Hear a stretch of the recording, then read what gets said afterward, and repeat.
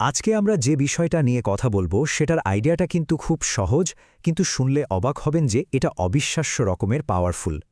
বিষয়টা হলো নিজের উপর এমনভাবে ফোকাস করা যেন জেতার আগে আর কোনো দিকে মনোযোগী না যায়। চলুন এই আইডিয়াটার গভীরে ঢোকা যাক।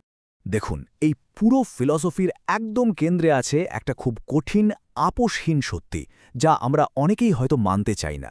আর সেটা হলো, কেউ আপনাকে বাঁচাতে আসছে না। এই একটা বাক্য, ব্যাস আমাদের আজকের পুরো আলোচনার ভিত্তি এটাই। তো আমাদের প্রথম ধাপের মূল কথাটা হলো একদম চরম পর্যায়ের আত্মনির্ভরশীলতা।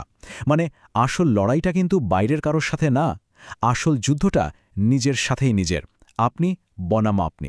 জীবনের সব স্বপ্ন, সব লক্ষ্য, সবকিছু আসলে একটাই জিনিসের উপর নির্ভর করে, আর সেটা হলো কোনো অজুহাত বা ডিস্ট্র্যাকশন ছাড়াই নিজের ভেতরের দিকে ফোকাস করার ইচ্ছা।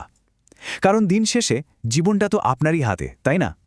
আচ্ছা, তাহলে প্রশ্ন হলো, ভেতরের সেই শক্তিটা কিভাবে তৈরি করা যায়? এই সেকশনে আমরা ঠিক এটাই দেখব। কিভাবে মনকে একদম ইস্পাতের মতো শক্ত করে ফেলা যায়, একটা মানসিক বর্ম তৈরি করার কৌশল আর কি। একটা আনব্রেকেবল মাইন্ডসেট বানাতে হলে আসলে এই তিনটে জিনিস মাথায় রাখতেই হবে। প্রথমত, ভেতরের শক্তিকে জাগিয়ে তোলা। দ্বিতীয়ত, বাইরের কে কি বলল সেই সব আওয়াজকে পুরোপুরি উপেক্ষা করা। আর সবশেষে নিজের জীবনের 100% মালিকানা নেওয়া। তো প্রশ্ন হলো, নিজের এনার্জিটা আমরা কোথায় দেব? দেখুন, এখানে দুটো অপশন আছে। একদিকে আছে অন্যের মতামত, মানে কে কি ভাবল, কে কি বলল, যেটা আসলে শুধুই কথার কথা, যা আপনার শক্তি কেড়ে নেয়। আর অন্যদিকে আছে আপনার কাজ, যা একদম নীরবে আপনার ভবিষ্যৎটা গড়ে তোলে। ফোকাস, এটাই হলো আজকের এই ডিস্ট্র্যাক্টেড দুনিয়ায় আপনার আসল সুপার পাওয়ার। এটা শুধু একটা গুণ না, এটা একটা ঢালের মতো। এই ফোকাসই আপনার ভবিষ্যৎকে হাজারো বাধা আর নেগেটিভিটি থেকে বাঁচিয়ে রাখে। এই কথাটা খুব জরুরি। মানে ব্লেম গেম খেলাটা আসলে একটা ফাঁদ। এতে হয় কি, নিজের জীবনের কন্ট্রোলটা অন্যের হাতে চলে যায়। কিন্তু যেদিন থেকে আপনি সবকিছুর দায়িত্ব নিজের কাঁধে নিয়ে নেবেন, ঠিক সেদিন থেকেই দেখবেন আপনার ভবিষ্যতের আসল কন্ট্রোলটা আপনার হাতে ফিরে আসছে।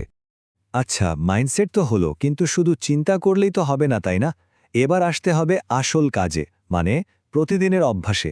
কারণ বড় সাফল্য তো আসলে ছোট ছোট প্রতিদিনের কাজেরই যোগফল। চলুন দেখি কিভাবে নিজের দিনটাকে কন্ট্রোলে আনা যায়।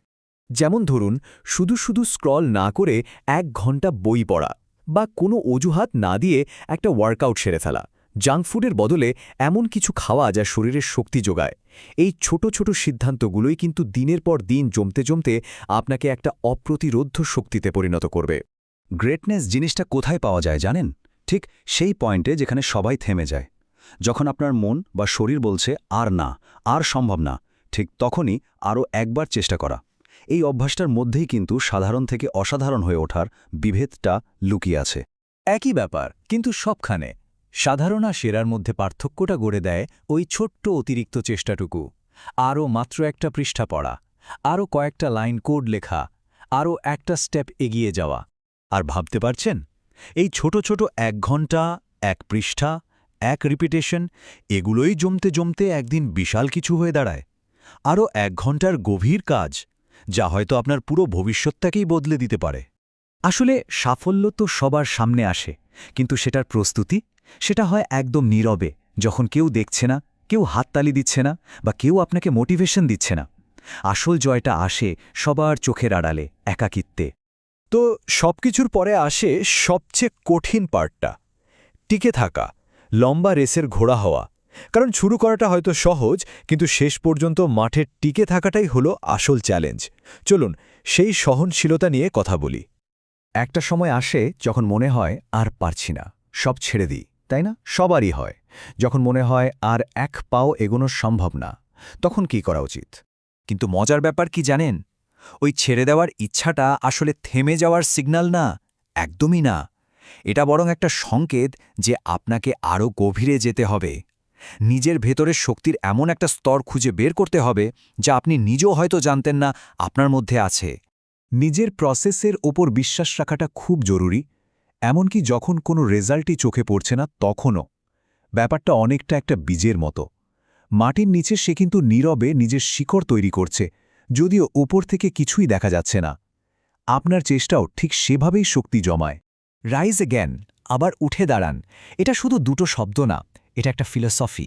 দেখুন, পড়ে যাওয়াটা কিন্তু ফেলিয়র না, কিন্তু পড়ে থাকার সিদ্ধান্ত নেওয়াটা হলো আসল ফেলিয়র। তাই যতবারই হোঁচট খান না কেন, আবার উঠে দাঁড়াতে হবে।